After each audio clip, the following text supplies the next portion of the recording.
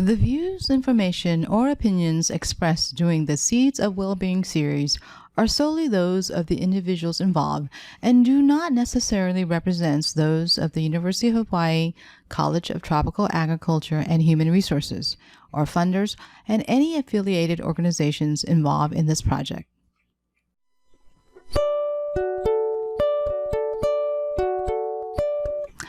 Welcome to a Seeds of Wellbeing Voices from the Field podcast featuring voices of Hawaii agriculture producers for Hawaii agriculture producers. These podcasts are made possible by a grant from the University of Hawaii College of Tropical Agriculture and Human Resources, also known as CTAHR, and the Seeds of Wellbeing, or SOW project, and is supported by a grant from the U.S. Department of Agriculture, National Institute of Food and Agriculture, and the Hawaii Department of Agriculture.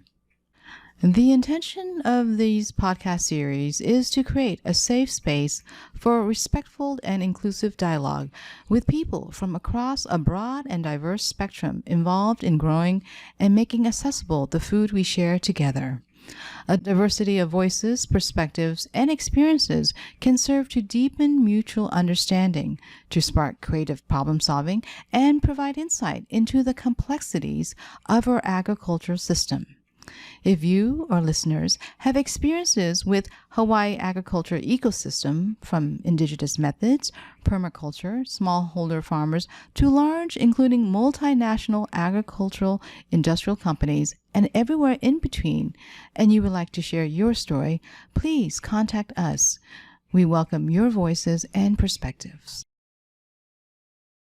In this episode, we speak with Peleke Flores, Field Operations and Cultural Resource Manager for Mālama Hulē'ia, a nonprofit on Kauai dedicated toward restoring the wetland ecosystem along the Hulē'ia River and the Alekoko Fishpond.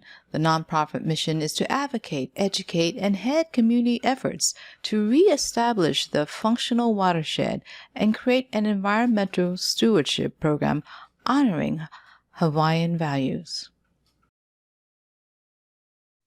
Aloha, everyone, and welcome to another episode of the Seeds of Wellbeing podcast. Today, I am honored to introduce you and have a talk story with Peleke Flores. He is the part of Mālama, I don't know if you're director or yes, of Mālama. Operations manager. Operation managers of Mālama Hulē'ia. Peleke is a local, he's responsible for a local fish pond.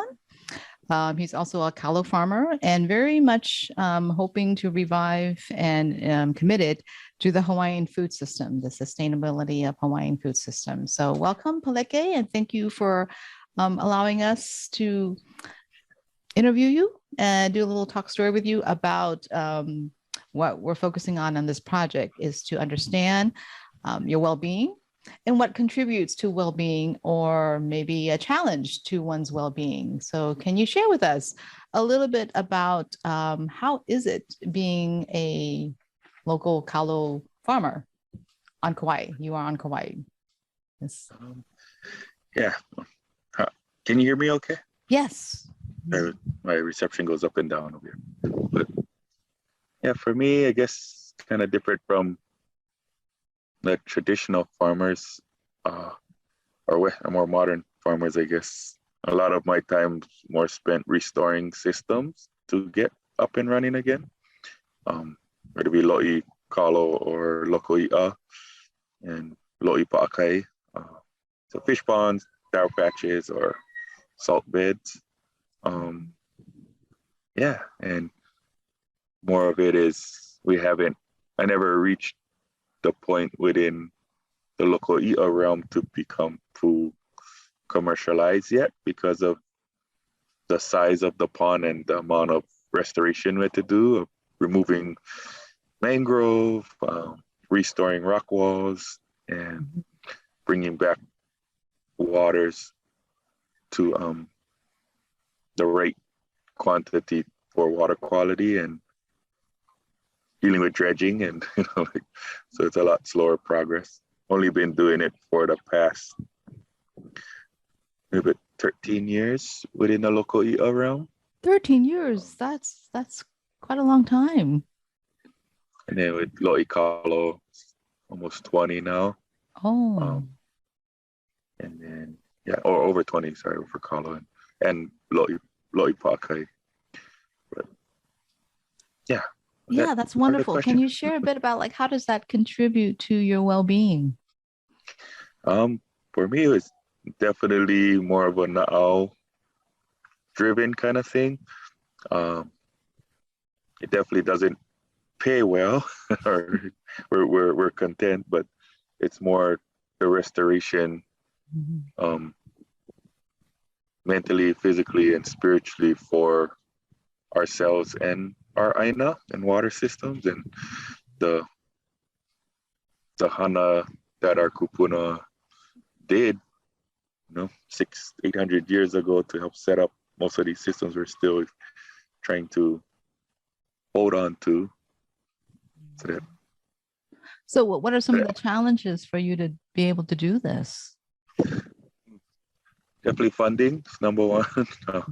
A lot of the places was access to those places. Currently where I'm at now, we just acquired the fish pond, so that is totally new. We're about 7 months in, so it's super brand new for us. But in the beginning, it's definitely permits that stop us from doing such a thing because it's around the water, with DOH and Army Corps and all those kind of stuff. And then funding after that to retain people committed to keep working it so that it can be restored. As we rely highly on community volunteering too, in order to help get the job done, plus grants and why is it so hard to recruit and retain support staff? Grants don't cover staffing usually for nonprofits, so we have to be more wordsmithy about how we're using the money in order to get the job done.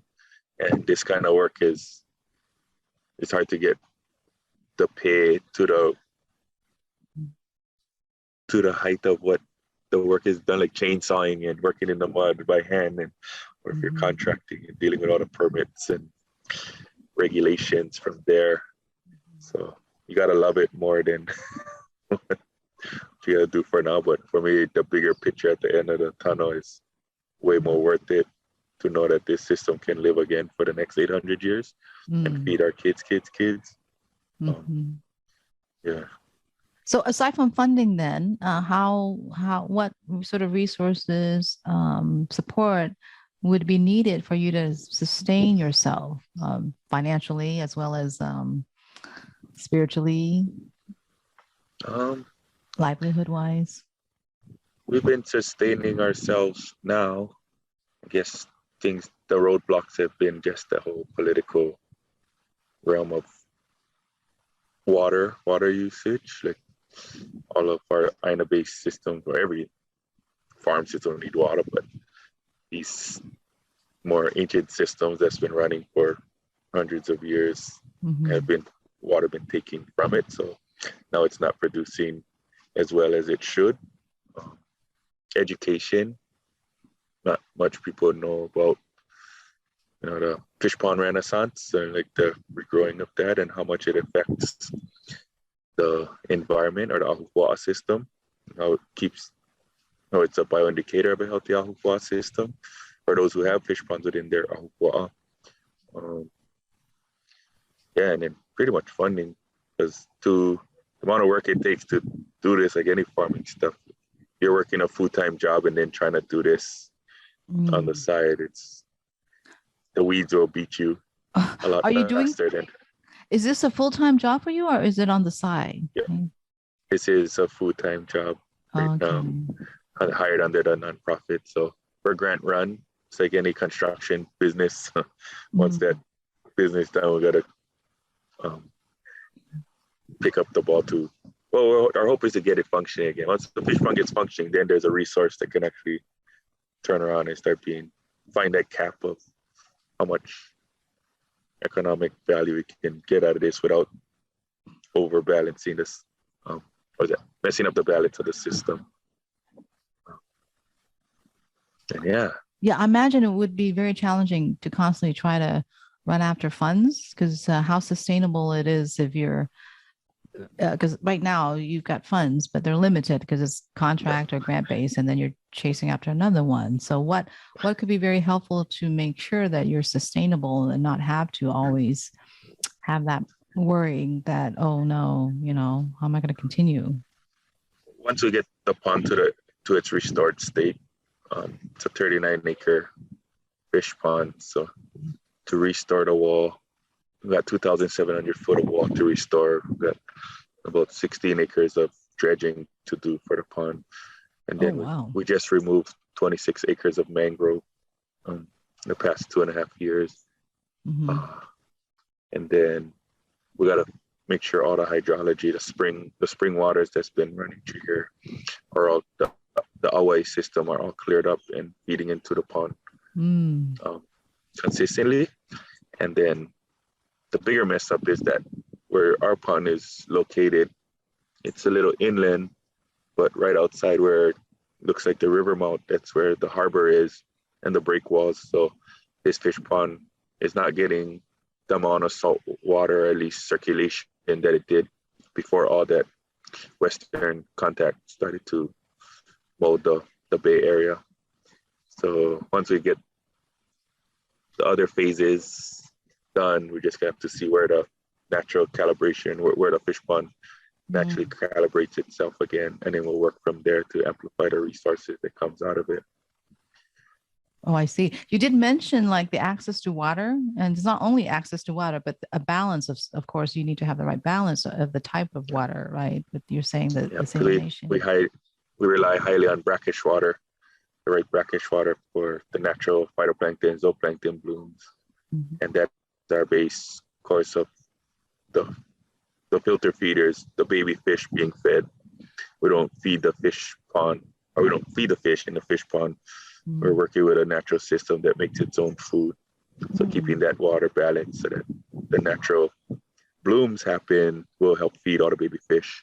So there's more like an incubator, rebalancing all that system within that realm. And the baby fish will be attracted to this place whether we like it or not. But we got to get that water balance again. Mm-hmm. And then having the right amount of flow. And also the next level is having the limu field start growing again. So the limu within the ponds with the right balance and depth and sunlight. Then the limus are growing. That's the second tier of the food chain that would feed those filter feeders as they, their appetites move into heartier foods. We get those two balanced, then the fish pond will start giving itself. So when the resources we could get out from the fish, the crab, oysters, clams, limu. You have oysters too? We can grow oysters, not right now. It's too silty. So we got to get, mangrove did a big damage to this place. And the pond is like a foot shallow. So we got to once we get to our dredging phase, our sediment removal, that is our biggest bump. Our challenge right now is the hardest permit to get through, even though we have a streamlined permit for fish ponds, but it's moving along. So I've heard finances is a big one in terms of a challenge, permitting, legislative barriers. Can you describe a little bit more about the legislative barriers or policy that makes it particularly challenging for you or any other farmers and fish pond restorers? I guess with more other regulations, there is a fish pond streamlined process that has been developed within the past, what is that? I don't know how much years now, 10 years, but it's slowly being implemented. Before, fish ponds would take, a fish pond that I used to work at was like 20 years for some permits to pass through because of XYZ. And before they used to put fish ponds under the same permitting process as bridges and break walls and, piers, when these structures was there way long before. And all we got to do is fix it. And most of the fixing is all by hand. And they're putting all these BMPs on us or whatever in order to keep the stuff. Like I see the good in it, but this is supposed to be grandfathered in, especially if we're doing it by hand. So we shouldn't have to find the trail and ask permission to restore a 800-year-old structure just because America's, the new lawmaker now. I see where it has to go for like new modern day thing like bridges and all those other stuff, but we're talking about an ancient structure. We should have the right to just go and rebuild it so that we can start feeding again, bringing those ice boxes back in. You're also a Kalo farmer, you say? Yes. I have some experience in that realm too. Yeah. Yeah, and I know you mentioned the water access is a potential stressor, or not potential, it is a stressor, right? Yeah. So can you describe a little bit about that for our audience? Is the water as a stressor? The access to water, right? Because you mentioned, yes. I guess we're here at the fish pond. We're lucky because we have springs here. So we are currently just trying to figure out those springs and see what the capacity they can push in order for us to divert into lo'is that we are restoring. But yeah, for the local access to water is more the river systems that don't have enough water because of diversions, at least on Kauai. A lot of it is going to ag or hotels, which drops the water within the river to keep feeding within the fish ponds. Yeah. So what would you, sorry to interrupt. What would you recommend as a solution when you've got these competing demands then to support the farmers and the fish pond restorer like you, and then like you say, the other ags and hotel industry? Sorry, can you ask that question again? Oh, sure. So do you have any ideas in terms of a solution to navigate through these competing demands where one is to support the efforts like you, and the other is like, the hotel industry or the big ag wants water as well, when you've got resources that are competing with one another in terms of what everybody needs? Is there a solution that you could offer or you would recommend? It's going in all kinds of rooms for me. Like politically, can go all the way back to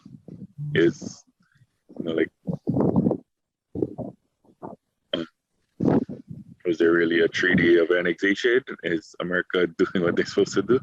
We go right to the point and solve it there, or we're going to deal with what we have now and slowly keep chipping at that block with our rights. And while in the meantime, for me, I just keep doing what I do. I focus on local right now and try to get it as running good as we can, so we can prove that our kupuna ike was the best right now for this environment. It's gonna clash with the plantation era or management systems, but it should be shut down, I believe, because it's not a good management system. Because now that they're holding on to that water, they're diverting it to these farms or new farmers to try and grow things in an area that didn't need that water in the first place. Over here in Mana, we're just trying to deal with the KIUC, the Kauai utility company, diverting water for 65 more years to the Mana Plains from Waimea. Everybody starts and that system is played off of the sugarcane system, which is always been a junk system anyways, because now you're pulling water from an ahupa that was using it to the kind, but then you kill off those farmers and then you're continuing that water so you can say you're growing other farmers in another area. But if people look past the sugarcane era and then even past the Iliahi trade era, the sandalwood trade era, or the cattle and the Iliahi trade, the Iliahi trade now is within the kingdom time. That area within Mana was fish ponds. Would have been the biggest fish ponds in all Hawaii that was growing. It was well known as called the float. I don't know if you heard it before, the floating lo'is of Mana. Have you heard that before? No, could you please explain that? These ponds were brackish water ponds that Kupuna built rafts. Well, it's too deep to just plant the kalo and there's brackish water. So they'll build rafts to put mulch on it and then would plant the kalo on the raft. So the rafts would be floating while the kalo is growing on it. Within that brackish water layer, the fresh water would pretty much rise to the top, right? So the floating mats would suck up, the kalo would suck up the fresh water, land from the top, and you're pretty much growing kalo, but still growing brackish water food below, fish and whatever. So amplifying resources within one space to make more food. But as through time, when those systems was running, there's a lot of springs running through there. On the top of the mountains, it was way more forested, re-energizing those springs, those aquifers to pop up on those flats, along with the salt water coming in to make that brackish water. But during the sandalwood trade, then they depleted that forest on top. So that was the start of those recharges from, declining. And then cattle came in and then sugarcane. So then on that flats, they made ditches to divert the water out so that they could start growing sugarcane on those flats because it was too brackish, and then they cap all the springs.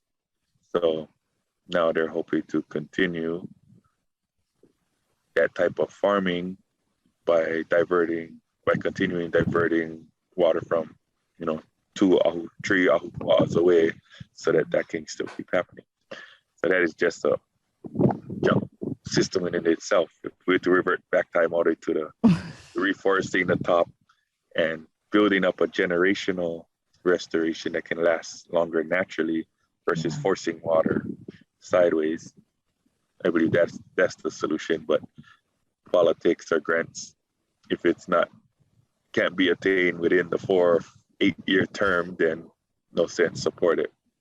But if we start now, by our grandkids, we should be able to see a big shift of land going back to the time of whatever Captain Cook wrote about. But we still can mix modern day stuffs behind, but just understanding the natural systems that our kupuna already trialed and errored and maxed out to the most of its ability using whatever is in this space. I don't know if that's making sense, but yes. Your outline, you're sharing with us the whole historical context and the challenges that you're navigating through. So do you have young folks because you said education is part of this, and part of what you're doing is also an educational piece. So what efforts are you doing along that line? I'm sure you're providing an experiential place-based sort of experience for the young farmers or the young fish pond restorers. We connect with our community. We get school groups coming down every time just to learn. I connect with teachers, any teacher, as long as I try to customize to their curriculum. At least within COVID, it was good because we got to partner up with Kamehameha schools to form a virtual curriculum. And within the year, we developed a 6 units curriculum that covered your basic lavena, or how you come into a place, any place, whether the ocean, the mountain, how you come into a place, knowing how you ask permission. It's those basics, so that a lot of us are forgetting, just walking to anywhere you want to go. How you treat a place before, during, and after. And then it goes into history of this area, and talks about the birds, the plants, or the fish, the plants, the birds, and then ultimately at the end, the people, and how we intertwine all of that together. Restoring fish ponds and wet or other wetlands kind of hard because when we start working with agencies, they kind of, the model is like always split. Like if you're a bird sanctuary, it's only the birds. Mm-hmm. The people, like keep the people out of it, and then now it's just for the birds. But through our kupuna mindset, our systems is the one that help amplify the birds in that space, amplify the fish, amplify the food. And then the bioindicator of that healthy system was the abundance of the birds that come. A lot of people is still living with it. So trying to navigate that realm with the agencies and still using, like trying to show them that Kalo and native birds and people gotta be together. Fish ponds, fish, native birds, water, all of that gotta be together.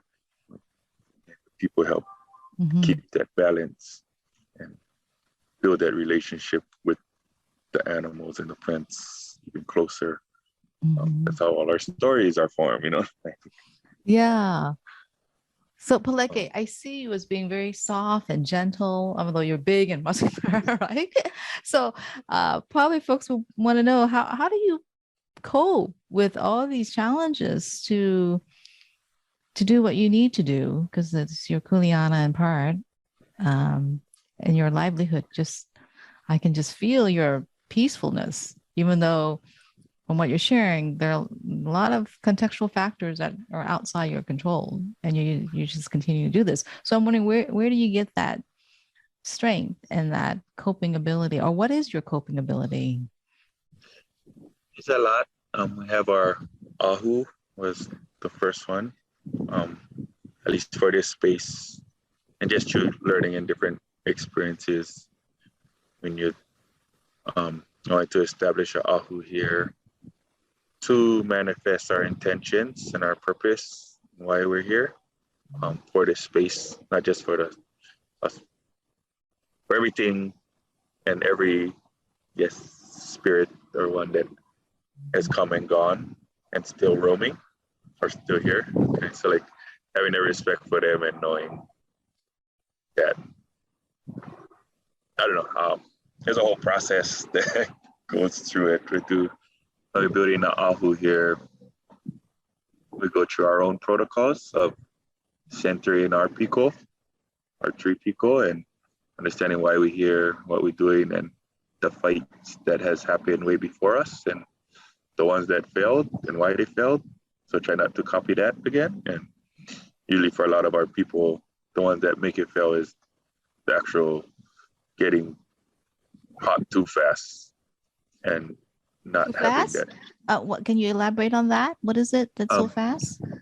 Getting mad too fast and losing the whole momentum because the fuses are super short, which is a generational trauma kind of stuff.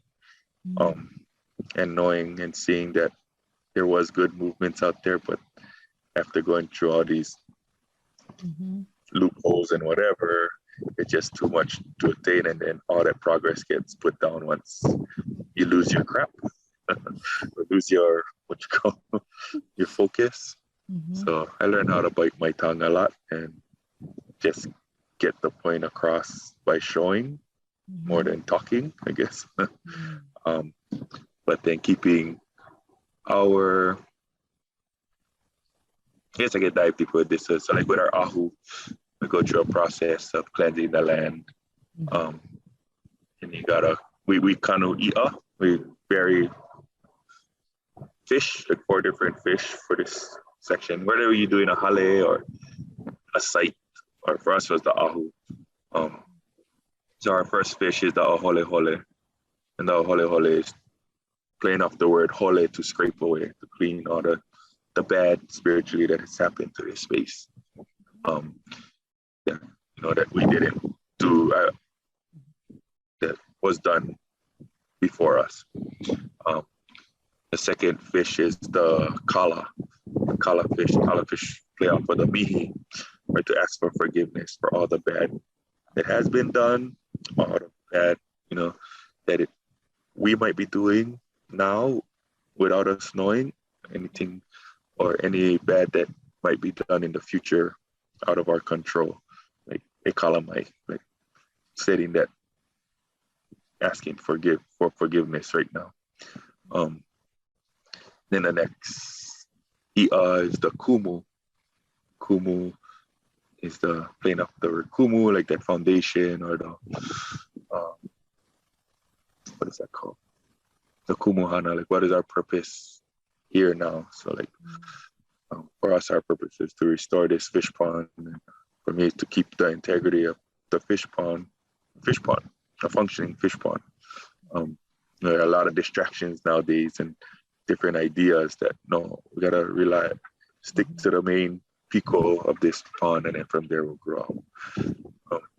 And then the last one is the avel to play off with the tuho'a, to enlighten. So enlighten this space, enlighten this ahu, to attract the good, to help us amplify our intentions to restore and bring back life to this aina after all its struggles. And yeah, it gets into bumpy roads, gets dramas here and there, but to refocus the picos and have that foresight that this is not just for our time, it's back for literally doing it for the next 800 years. Every step we do have a purpose and function for it, so it can last longer. That's such a beautiful, beautiful practice. With the fish, with the 4 fish here, like you're saying, it's like the metaphor becomes a fish for the practice internally as a way to restore oneself and to maintain that direction then. So you don't lose your cool mind. Yeah. But yeah, there's time, but yeah, it's not worth it, I guess. Mm-hmm. It's like keeping that kapu aloha. Yeah. Well, just speaking with you makes me so calm and like just so steady. It's like this must be a product of 20 years or what, more than 20 years, I'm sure, because it's probably in your DNA of this sort of intention and practice that's just a part of you. And so when you're dealing with somebody who's like have a very strong opinion that's different from you, how do you respond? I don't know. I let the place respond, because I tried to keep my personal wants and needs out of what we need to do.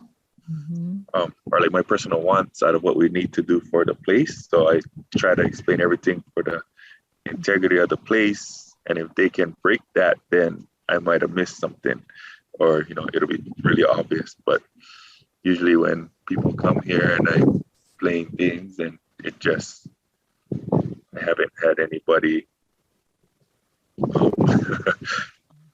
be fully against it or something. Like maybe before the mangrove was an issue, removing the mangrove, because other places in the world, mangrove is trying to be saved, or it's illegal to remove. But in Hawaii, it's proven that it's not good for our environment. It's closing up our waterways, building land inside fish ponds.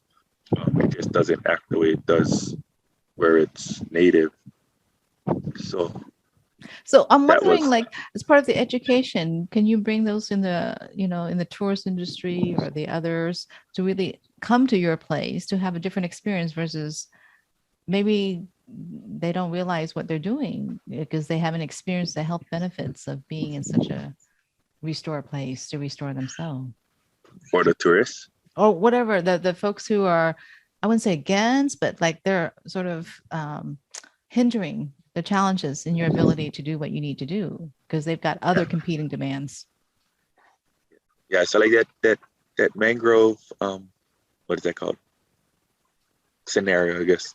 Mm-hmm. That happened on Oahu when I was at Hulē'ia. Was the outdoor circle actually tried to gang us on removing the mangrove. They're like, oh, these guys are removing the native plants and messing up the native habitat. Mm-hmm. And I was like, oh, at that time, if you Googled mangrove, yeah, all of that information will pop up. Mm-hmm. But to where it's from, not much information was done focused on Hawaii's environment and how mangrove affected that. especially our food systems. So a girl did her master's thesis, Megzi, I forgot her last name, on mangrove and its effects in Hawaii from the microscopic level up, and pretty much helped us prove that we're doing the right thing.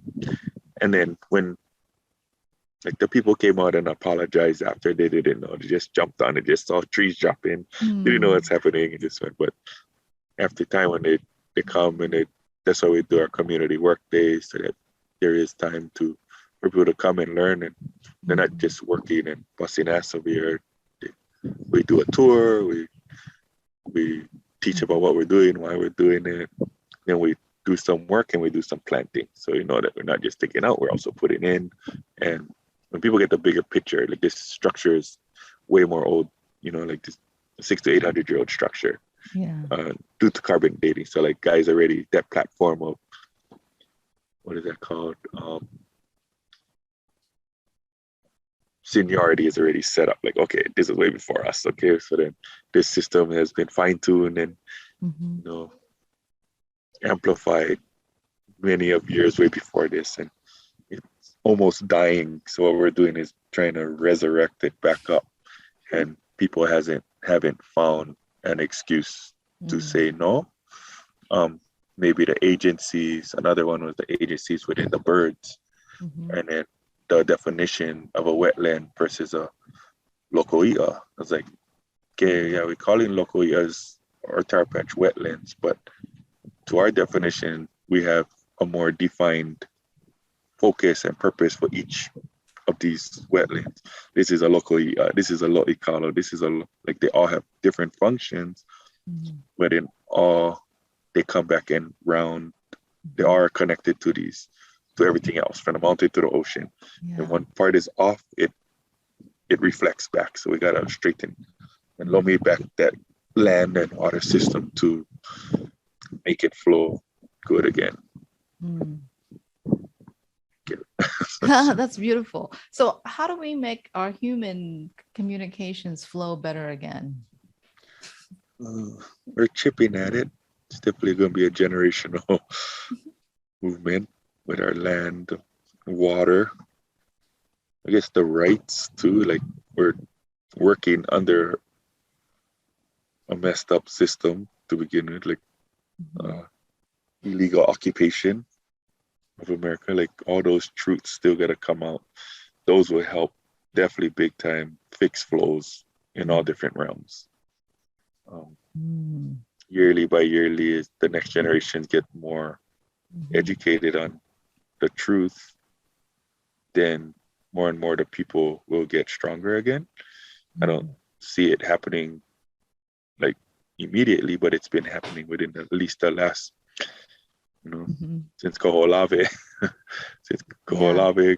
got taken back and Hulē'ia started going out, and just that whole, everybody's slowly waking up.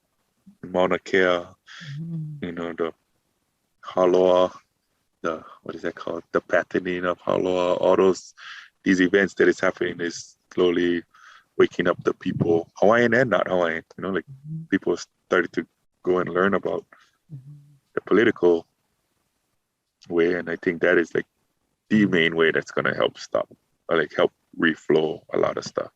But in the meantime, while that's getting chipped at, everybody just gotta work hard for everything else. Like guys are making sure water's running, flowing where it's supposed to, trying to get food sustainability, Hawaiian language, like culture and just housing and all of these. That's all is effect to everybody.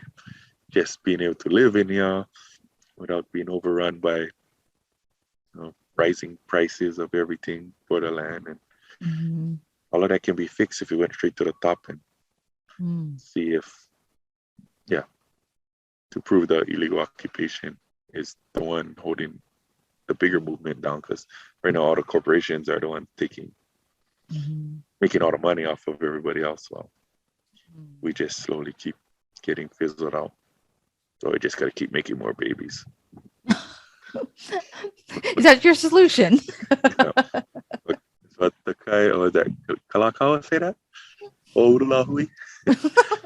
One of the ali'is said that, Kalamites. But yeah, regrow the nation again. When we get enough numbers back in the right conscious mind, we can't take back our nation because the power is in the people. We just got to get more people to believe it. So get plenty of us still down in the sumps when it can be down so long before we start sprouting again. So thank you so much. Is there anything else you would like to share? Or is that? No, I guess it's down to, let's say that kokua and answer whatever. Sorry, I wasn't fully like farming yet, but we're definitely getting into there. We're striving to get to that point. It is a harder situation to get there. It's not like you can get an open piece of land, till it up, start throwing seeds in the ground. We're playing off of an older system that has a way wider effect. Do you know much about fish ponds? I'm about to. I'm going to tomorrow to the fish pond, the local and over in Pearl Harbor. Yeah. Yes. So yes, can give you a quick overview, and then you can have reinforcement when you go down there. Yes. So yeah, I guess so. Within our systems, at least our fish pond system, there's 6 different styles of fish ponds, or 6 different types of fish ponds. And then within those 6 different types, you got 3 different water qualities. Like you got saltier fish ponds, brackish water fish ponds, or freshwater ponds. And within those 6, they're either fish traps, fish pens, or fish ponds. Fish ponds are the more higher technology of all of them, because they make their own food and recruit their own fish. They have the ability. The other 2 is holding pens and traps. So you got to kind of have a little bit more function on them. We're trying to, one part when people ask the economic question, it's hard for us because it depends on each fish pond. There are some templates out there that gauge how much food was coming out at one time per acre, pounds of fish per acre, in some of the ponds on Oahu. But what we kind of calculate is the effects that it's doing to the wild fish population and the wild foods outside. So like, which most times the politics or the people providing the money don't want to hear about free food. They just want to see what you can make out of that spot. But how I break it down to people, because when people come to the fish pond, they ask like, "Oh, how you think this place was before the fish pond wall?" And I tell them, "Well, I don't know, because nobody wrote that down. It wasn't there 800 years ago. But we know what a healthy, functioning fish pond is like, and you need that. We call it that vaimomona.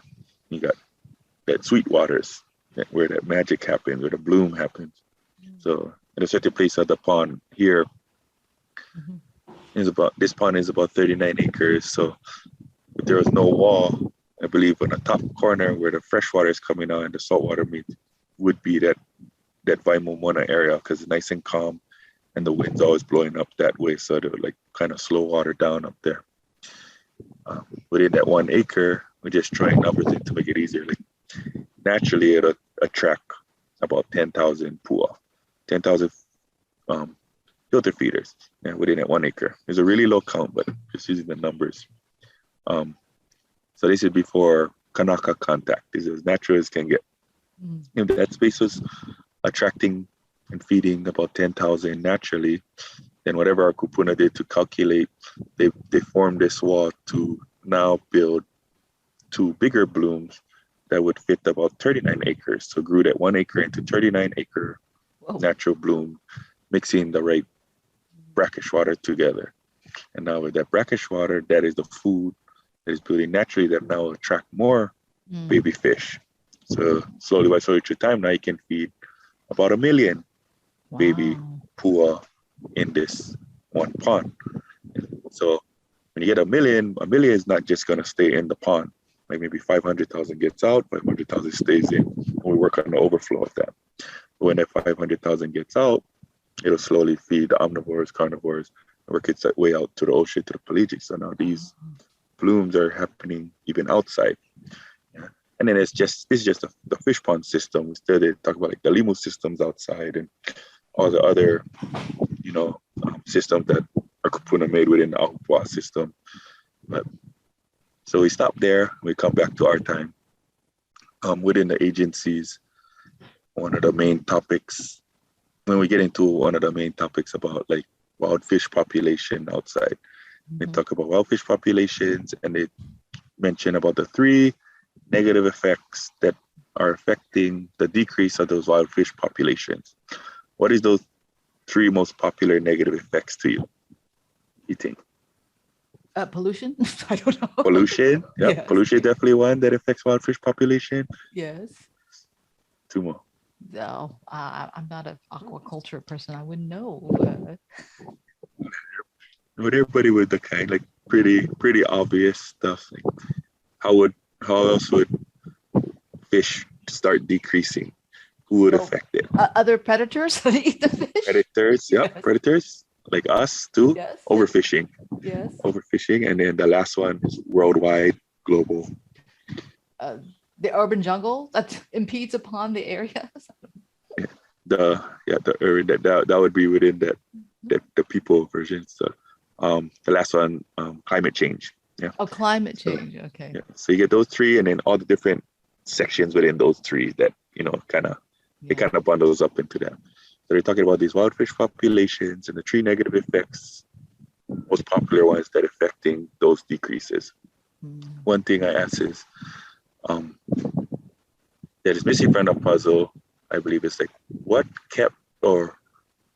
year did you start testing those what year did you start this data survey, and how big was their population? And then how do you know how much did it decrease to us now? But nobody really has a pinpoint that, year 1900 we started watching this fish population, and now it's like this. Nobody has that. But so the only thing we do have is a lot of that stories come from our mo'olelo, like our people's mo'olelo. My tutu, for example, like I remember her talking about remembering seeing balls of fish when she was a kid, like shadows of fish, and they would always do hukilau. Yeah, so if we do, and they'll do regularly hukilau, and you go around to all the different islands, the same kupunas around their era would say the same thing. Yeah, there's always balls of fish around our shorelines or certain places. And then hukilau was regular. We do hukilau regular now, that would be considered overfishing. Yeah, so it's part of the decrease. So what in that time was keeping those shadow balls populated that they could do hukilaus consistently, regularly, and still feed the community? One piece of that puzzle is nobody's connecting the downfall of fish ponds to it. So at one point, the survey was done for the whole state of all the islands, and they surveyed about 488 fish ponds within all the islands. So 488 fish ponds is around. How many? Yeah, 488. Oh, wow. Okay. So 488, and we're taking this low number, and for me, I believe it's the low number, because if I take the Kauaʻi survey map, I know of fish ponds today that is not on that map. So that's cool. We'll take the 488 as a low number. I think it might be over 1,000 within all the islands. So we're talking about 1 million pua. So we're looking at fish ponds now more as a fish pond, and not as a fish pond, but more as incubators. You get the right brackish water, you have these natural blooms that will attract more baby fish, so aiming for the pua. So if each incubator is holding about 1 million fish, and there's about 488 incubators releasing 500,000, then you can see the slow amplification happening throughout the wild fish population. But nobody's talking about within 100 years, 200 years, 488 incubators disappears off of our basic, our systems. And so my tutu's story, another oral data collection take out, is that she also said she remembers her Tutu guys. So her great grandparents saying that their fish balls, the fish shadows was bigger before. So they're already within 2 generations seeing decrease happening. And now we see the balls aren't as big either as when my Tutu guys saw. Yeah. So that's data collection there. So that downfall within that past 200 years and the downfall of fish ponds within that 200 years kind of matches up for me. Because then I started looking like, oh, I wonder if this population, this wild fish population you're looking at now is actually the affected natural bloom of wild fish populations. And because our fish ponds aren't all functioning, so they're back to closer to the natural number, but it's a natural affected number because waterways aren't running the way it was before contact. Yeah, so like waters are being diverted, there's not a lot of brackish water systems that is flowing naturally anymore. So our fish ponds are one of our only hopes of bringing those waters back and helping amplify those systems back and show the importance of water reaching from Mauka to Makai. So what you're sharing is like this sort of sustainability in terms of a solution. This could be a very sustainable solution to help feed us. Doing is fixing the machine that our kupuna laid out before us 800 years ago. And just connecting. We gave the Western system a chance. Within the past 100 years, they messed it up. We can't just keep sitting here and watching it and letting it happen, because the more we sit here and let it happen, our kupuna are dying off. And then we will be a kupuna. And when we die off, our keiki, if they are not connected, we totally lose it. And then this rock in the middle of the ocean will dry up. Or the main thing, the water source will get messed up. And then nobody's going to be able to survive on this rock. After all these years, we've been surviving on this rock in the middle of the most secluded, rock in the ocean. Right. Like we had systems set up to survive and to just pass on. And we got to start amplifying back on those systems again. From Mauka to Makai, not just the wetlands, but the dry lands too. Yeah. Our kupuna was growing food in lava rocks or on side of mountains that didn't have water, but they had ways to capture clouds and save mist and these misty waters to still water the plants that needed to feed the people. Yeah. Well, thank you, Peleke. That's a wealth of mana'o that you've shared with us today. I didn't realize I was going to learn so much about the fish pond. I'm sure I've got so much more than I need to learn. But thank you for sharing that, because now I'm a little bit more mindful of what I need to pay attention to when I go tomorrow. Make sure I follow the protocol and respect everything and respect what the kapuna uncle and auntie is going to teach me. Thank you so much. I've already taken like an hour and 25 of your time. Almost an hour of your time. So thank you for your generosity and your sharing.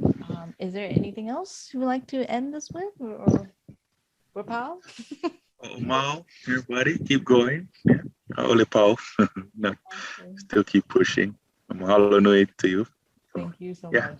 Capturing this. Yeah, I'm going to stop the recording.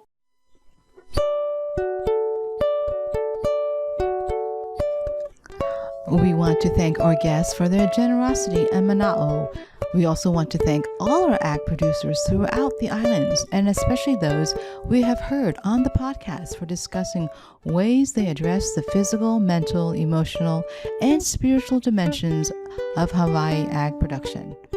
Each story, each voice contributes to a broader understanding of what it takes to survive and thrive as we feed our communities. Wherever you may find yourself within our island agriculture economies, if you would like to share your story in our podcast, please contact us. Thank you for listening to the Seeds of Wellbeing, Voices from the Field podcast, featuring their perspectives of ag producers throughout the Hawaii Islands. If you have found it helpful, please follow, like, and share this episode with others. And if you have any ideas about how we can make it better, please let us know in the comments or use the link on our website. Mahalo for tuning in. The views, information, or opinions expressed during this Seeds of Wellbeing series are solely those of the individuals involved and do not necessarily represent those of the University of Hawaii, College of Tropical Agriculture and Human Resources, and any affiliated organization involved in this project.